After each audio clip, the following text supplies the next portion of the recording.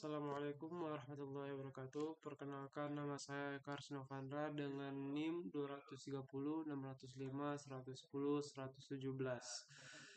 Sini saya akan mengerjakan ujian tengah semester mata kuliah sistem terdistribusi kelas E. Oke. Demi Allah bahwa saya mengerjakan sendiri dan jujur dan tidak menyontek teman. Oke. Kemudian soal nomor 1, jelaskan pengertian sistem distribusi dan berikan contohnya. Jadi sistem distribusi itu adalah suatu sistem yang terdiri dari beberapa komputer yang saling terhubung melalui jaringan dan nanti itu bekerja sama untuk menyelesaikan suatu tugas gitu.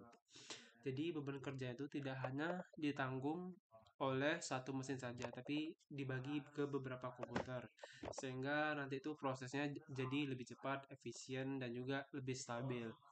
Nah, sebenarnya sistem kayak gini itu sudah kita gunakan dalam kehidupan sehari-hari, meskipun kita tidak selalu menyadarinya. Contoh yang paling mudah itu adalah Google Drive atau bahkan kayak Shopee yang sering kita pakai dan lain-lain. Nah, game online juga, terus juga aplikasi transportasi online kayak Gojek, perbankan digital, m-banking, itu juga salah satu dari contoh sistem terdistribusi. Nah, jadi jika salah satu servernya mengalami masalah nih, server yang lain itu tetap bisa bekerja, sehingga pengguna tuh nggak merasakan gangguan. Contohnya ketika kita pakai website Win, ketika WarKRS itu, WarKRS misalnya udah overload, maka nanti itu akan dialihkan ke eh, situs yang lain gitu, kayak server yang lain gitu.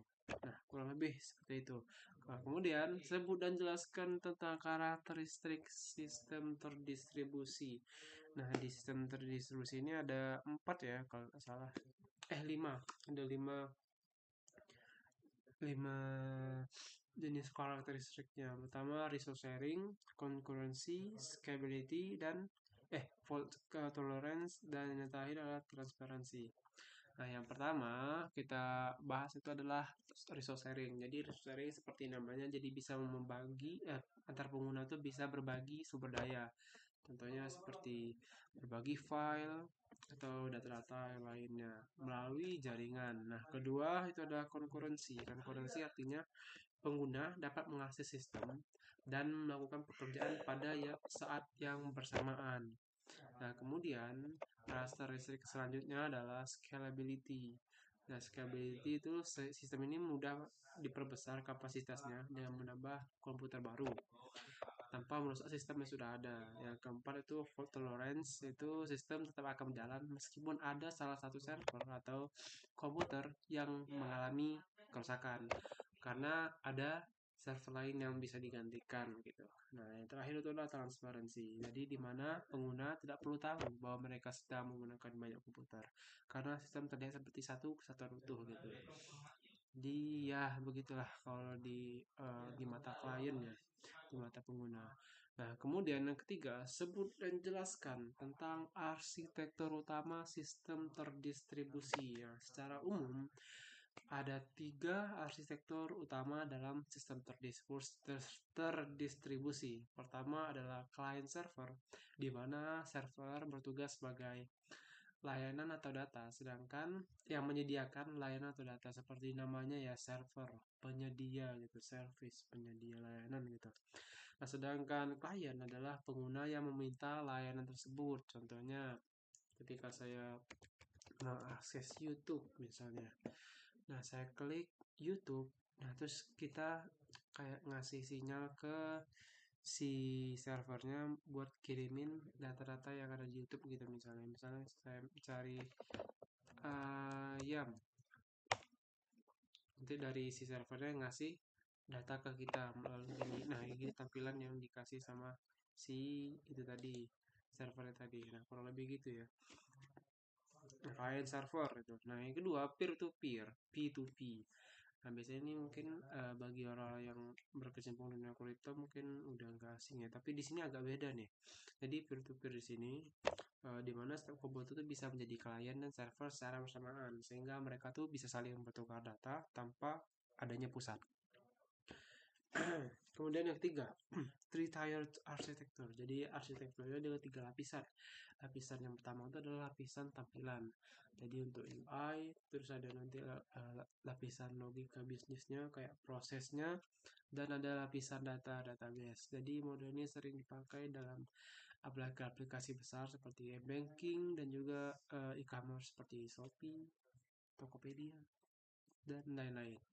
Nah, kemudian lanjut pengertian soket dan berikan contohnya. Oke.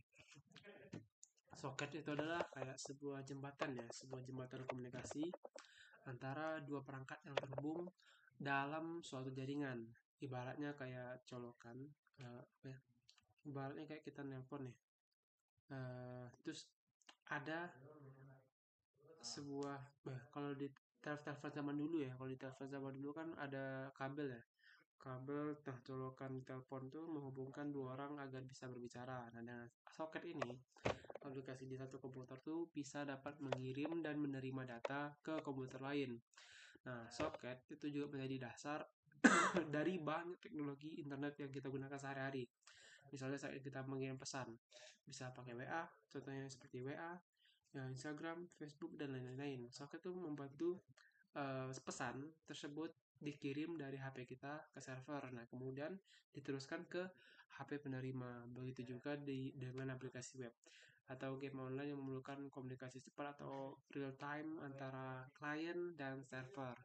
Nah, kemudian lanjut jelaskan pengertian dari port dan sebutkan jenisnya. Nah, jadi port artinya lubang ya.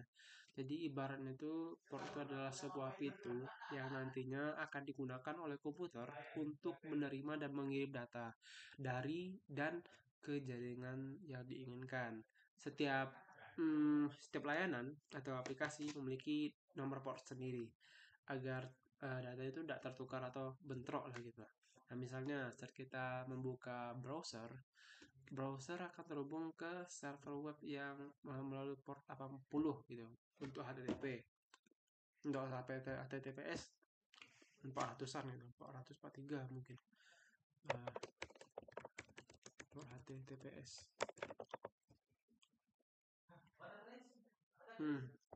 443. Nah, secara umum port itu dibagi menjadi 3. Ada well-known port.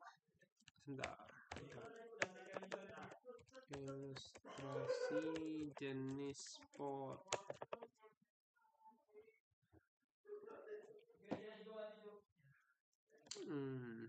Jadi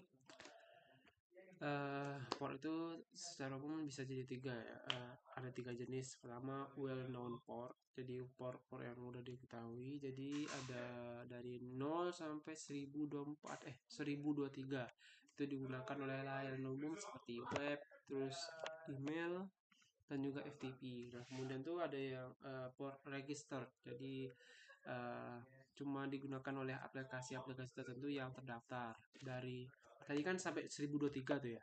Sampai 1023. Nah, yang register port ini dari 1024 sampai 49 ribuan. Nah, kurang begitu. Nah, kemudian lanjut ke dynamic port. Jadi dari 49 ribuan tadi itu sampai ke 535 kalau nggak salah. Nah, itu biasanya digunakan sementara oleh aplikasi saat berkomunikasi. Nah, dengan adanya banyak port ini, komputer bisa menjalankan banyak layanan secara bersamaan tanpa adanya bentrok gitu. Kemudian lanjut jelaskan pengertian dari Service Oriented Architecture atau SOA. Jadi, SOE itu adalah pendekatan dalam membangun sistem besar dengan cara membaginya menjadi beberapa bagian kecil yang disebut service atau layanan. Jadi setiap service atau setiap layanan itu memiliki tugas spesifik dan bisa digunakan ulang oleh aplikasi lain.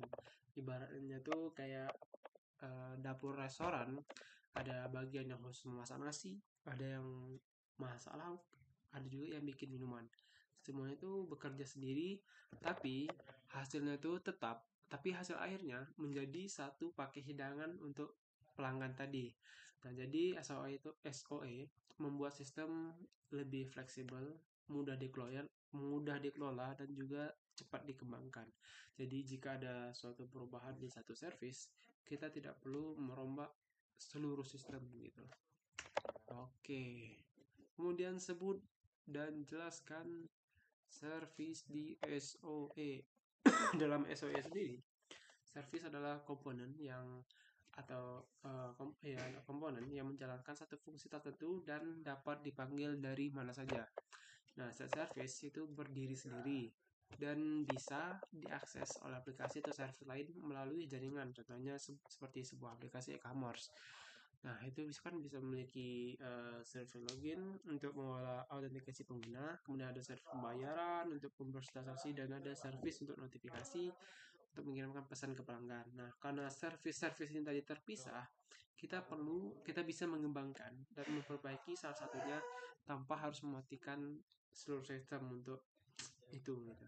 Jadi mengapa SOE itu sangat cocok untuk sistem yang besar dan kompleks. Jadi kita tuh tidak perlu merombak sistem itu secara keseluruhan dari awal gitu.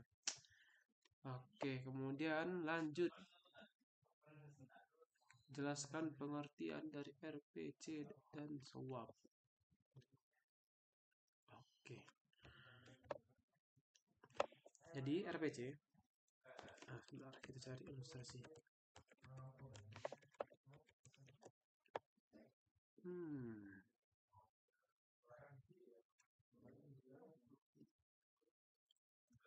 RPC dan SOAP.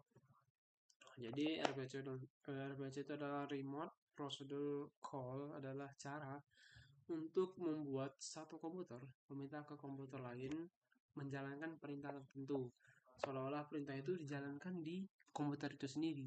Kayak bayangkan kayak kita telepon teman ya dan bilang ke teman kita buat tolong nyalain dong lampu di rumahku gitu, lampu di kosku gitu. Lalu teman kita ternyata kalau teman kita memang benar-benar hidupin lampu di kos kita gitu.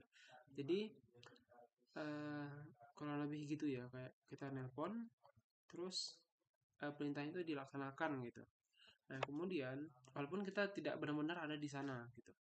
Nah, sementara yang SOAP itu adalah Simple Object Access Protocol, adalah protokol atau aturan standar yang digunakan agar dua sistem yang berbeda dapat bertukar data dengan cara yang rapi dan aman. SOAP ini biasanya menggunakan format XML untuk mengirim pesan, uh, mengirim dan menerima pesan. Jadi teknologi ini juga banyak sih digunakan pada layanan web internasional, web yang lama, web tradisional. Kemudian kita lanjut ke ini, pengertian WSDL dan REST. Jadi WSDL, Web Service Description Language. Jadi adalah bahasa atau dokumen yang nantinya berfungsi sebagai peta yang menjelaskan bagaimana cara mengakses suatu web service. Fungsinya apa, fungsi apa saja yang tersedia dan bagaimana cara memanggilnya. Sedangkan REST ini mungkin kita sering dengar REST API, tapi mungkin ya REST ini adalah representational state transfer. Jadi adalah metode komunikasi antara klien dan server yang lebih ringan dan sederhana dibandingkan si SOAP tadi. Jadi REST biasanya menggunakan protokol kayak HTTP, JSON, sehingga cocok untuk aplikasi web dan mobile modern. Contohnya saat kita bikin aplikasi cuaca, aplikasi itu hanya mengambil data dari server lewat URL API itu menggunakan REST API. Nah, kemudian kita lanjut yang soal terakhir, yaitu pembahasan jelaskan tentang XML, JSON, dan RSS. XML itu adalah XML, Extensible Markup Language. Oke, jadi adalah sebuah format penyimpanan data yang terstruktur dan fleksibel.